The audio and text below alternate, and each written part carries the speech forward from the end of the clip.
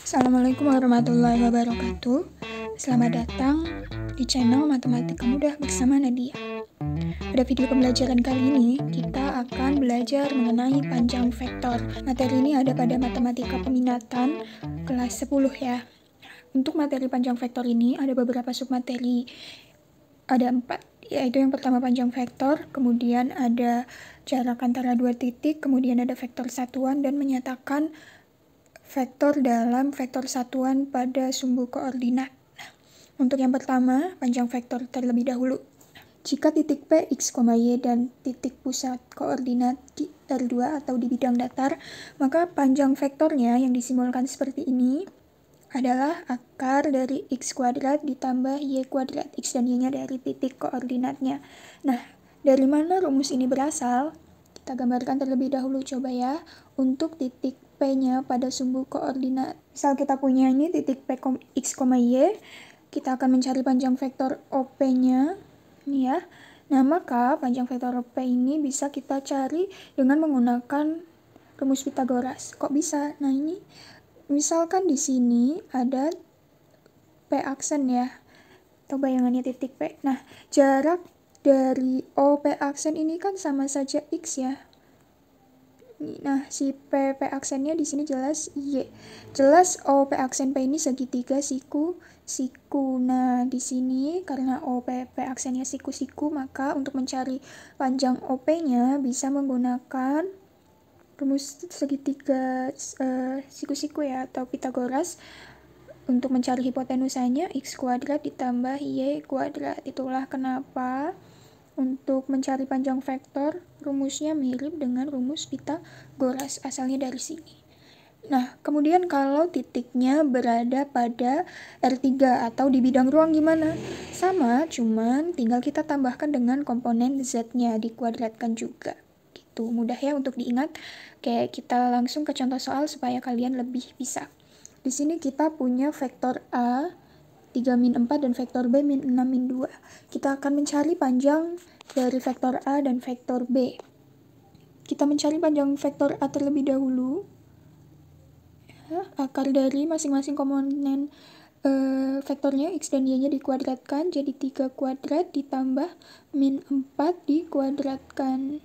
Hasilnya 9 ditambah 16 adalah akar 25, adalah 5.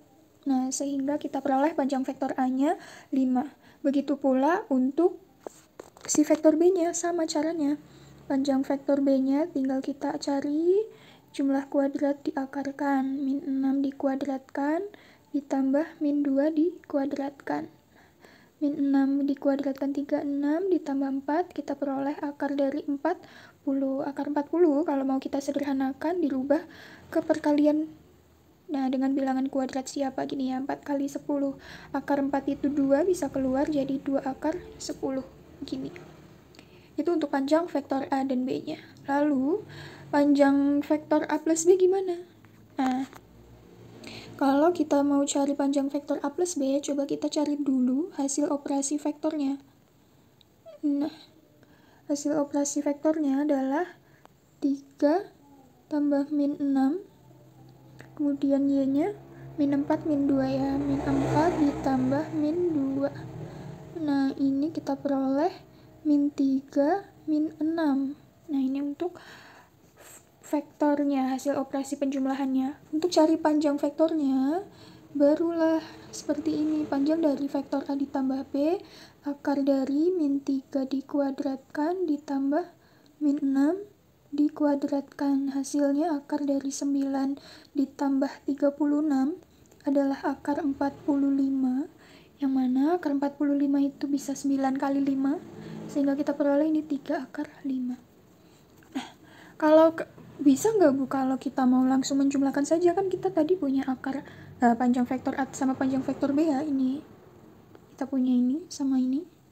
Sama tidak hasilnya? Coba kalau panjang vektor A ditambah panjang vektor B ini sama dengan tadi 5 ditambah 2 akar 10.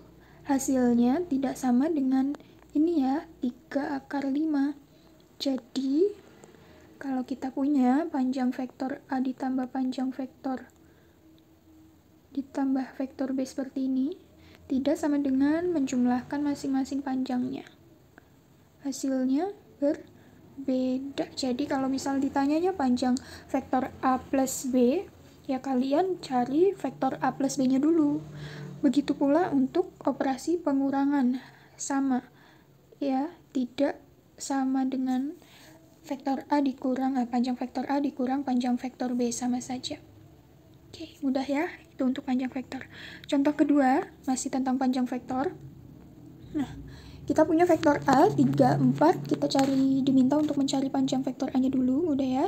Panjang vektor A-nya adalah akar dari 3 kuadrat ditambah 4 kuadrat, adalah 9 ditambah 16, akar dari 25 adalah 5. Kita peroleh panjang vektor A-nya adalah 5 satuan. Nah, kemudian kita ditanya hasil dari 2A, kemudian panjang vektor 2A tersebut. Nah, kalau kita mau cari vektor 2A, mudah ya, tinggal dikalikan saja masing-masing komponennya dengan 2.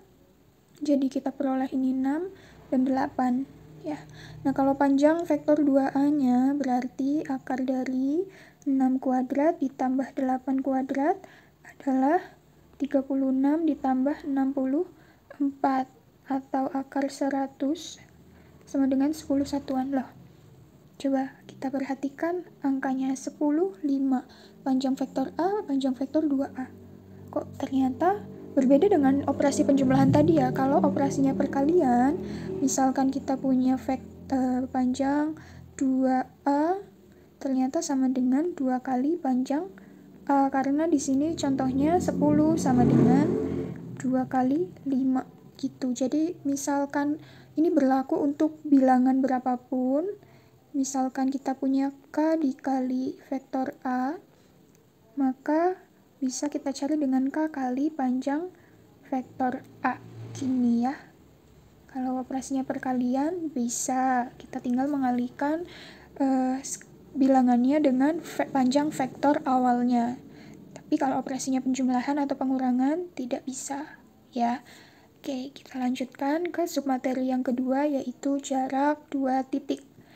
Kita di sini punya titik P x1, y1, titik Q x2, y2, dan titik pusat koordinat. Sehingga vektor PQ ini bisa kita cari dari mengurangkan vektor posisi Q dikurang vektor posisi P, atau bisa juga kita tuliskan supaya lebih gampang diingat seperti ini, nggak apa-apa, dibalik dari belakang dikurang yang depan. Sehingga untuk vektor PQ, kalau sesuai dengan titik koordinat P dan Q-nya adalah pengurangan X2 dikurang X1 dengan Y2 dikurang Y1. Maka kalau misal kita ditanya panjang vektor PQ adalah akar dari kuadrat ini. X-nya X2 kurang X1, kemudian Y-nya Y2 dikurang Y1, sama seperti yang tadi ya di awal. Nah, kalau panjang vektor ini ternyata merupakan jarak dari titik P ke titik Q. Jadi kalau misal kita ditanya jarak titik A ke B, maka sama saja kita mencari panjang vektor AB gitu ya. Nah, rumus ini juga berlaku pada titik-titik di bidang ruang. Misalkan kita punya titik P-nya X1, Y1, Z1, dan titik Q-nya X2, Y2, Z2, maka panjang vektor PQ adalah akar dari, tinggal kita tambahin aja komponen Z-nya, X2 kurang X1 kuadrat ditambah Y2 dikurang Y1 kuadrat ditambah Z2 dikurang Z1 kuadrat, begitu, sama ya. Nah, kita langsung ke contohnya. Di sini kita punya koordinat titik A dan B seperti ini. Nah, kita diminta untuk mencari vektor AB, kemudian menentukan jarak antara titik A dan B. Tadi ya, jarak itu sama saja kita mencari panjang vektornya. Jadi ini sama saja mencari panjang vektor AB. Jadi betul kita harus mencari vektor AB terlebih dahulu. vektor AB tadi bisa diperoleh dari mengurangkan vektor posisi B dengan vektor posisi A, yang mana vektor posisi itu nilai-nilainya sama seperti nilai-nilai pada koordinatnya 6, min 1, min 3 dikurang dengan vektor A-nya 2, min 3, 1. Jadi kita peroleh 4, 2, min 4. Nah, kita sudah menemukan vektor AB-nya, tinggal kita cari untuk vektor AB-nya. Panjang vektor AB ya.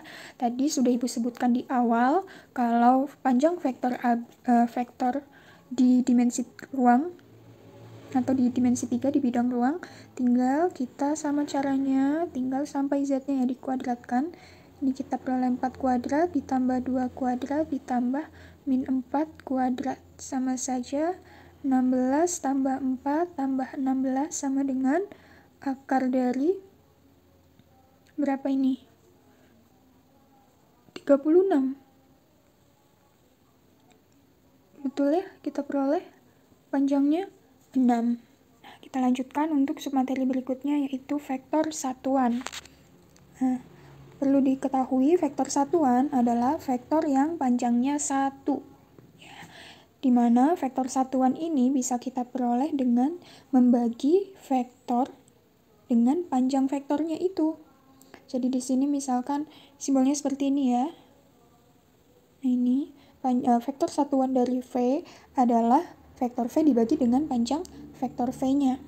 Nah, jadi ini untuk di R2, tadi kan panjang vektor akar dari komponen-komponen X dan Y-nya dikuadratkan ya. Kalau di R3 ya berarti sampai Z-nya gitu. Tinggal dikalikan dengan vektornya. Misalkan kita langsung ke contoh saja. Di sini kita punya vektor A pada R2 dengan nilai 5, 12. Kemudian kita diminta menentukan vektor satuan dari vektor A. Nah, yang pertama karena tadi ya untuk rumus dari vektor satuan A adalah vektor A dibagi dengan panjang vektor A itu sendiri. Maka kita harus mencari panjang vektor A-nya terlebih dahulu ya. Nah, berarti kalau di sini panjang vektor A-nya adalah akar dari 5 kuadrat ditambah 12 kuadrat. Kita peroleh akar 25 ditambah 144 adalah akar 169, sehingga panjang vektor A-nya adalah 13. Nah, setelah kita menemukan panjang vektornya, kita masukkan atau substitusikan ke dalam rumus ini.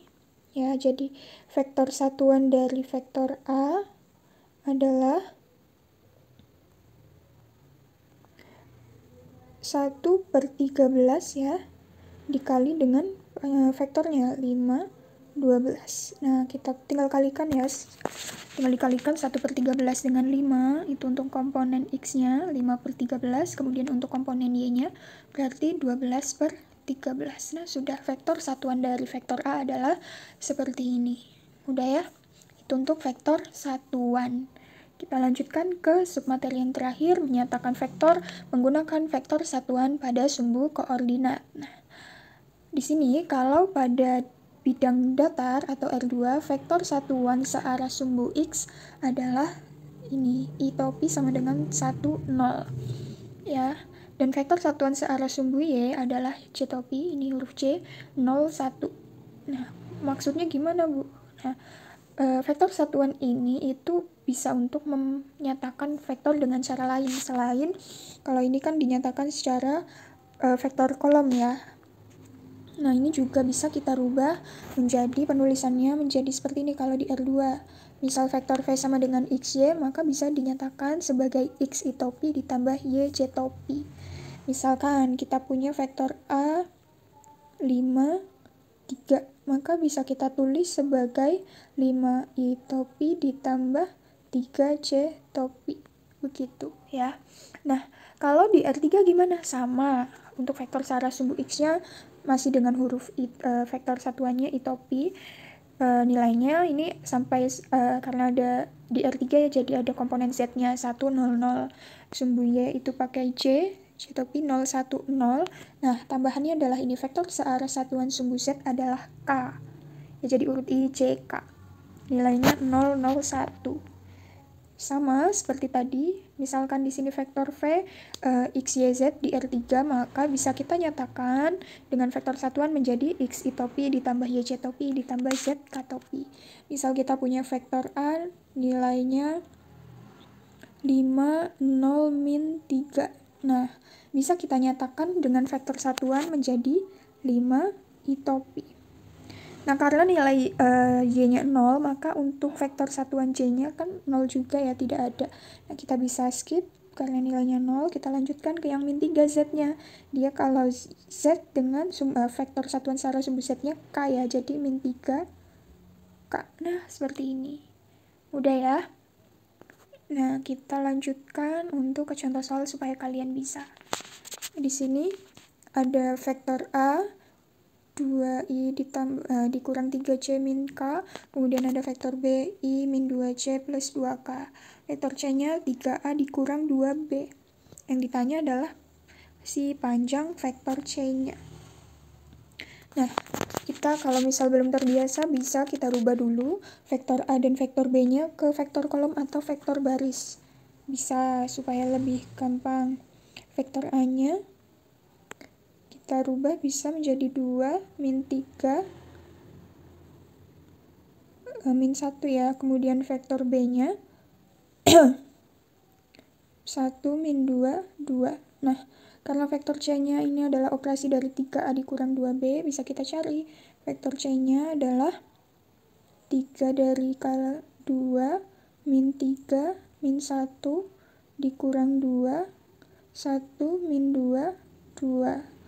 Sehingga kita peroleh 6 kurang 2 min 9 tambah 4 min 3 min 4. Nah, vektor C-nya kita peroleh 4 min 5 min 7. Nah, sudah, tinggal kita cari panjang vektor C-nya, yaitu dari akar 4 kuadrat ditambah min 5 kuadrat ditambah min 7 dikuadratkan. Nah, sehingga panjang vektor C-nya adalah akar dari 16 ditambah 25 ditambah 49. Ya, hasilnya adalah akar dari 90. Nah, akar dari 90 bisa kita rubah menjadi perkalian 9 kali 10, sehingga panjang vektor C-nya adalah 3 akar 10. Nah, seperti inilah untuk materi panjang vektor yang bisa Ibu sampaikan pada video pembelajaran kali ini. Semoga bermanfaat untuk membantu proses pembelajaran kalian. Terima kasih sudah menyaksikan dan menyimak video pembelajaran ini. Wassalamualaikum warahmatullahi wabarakatuh.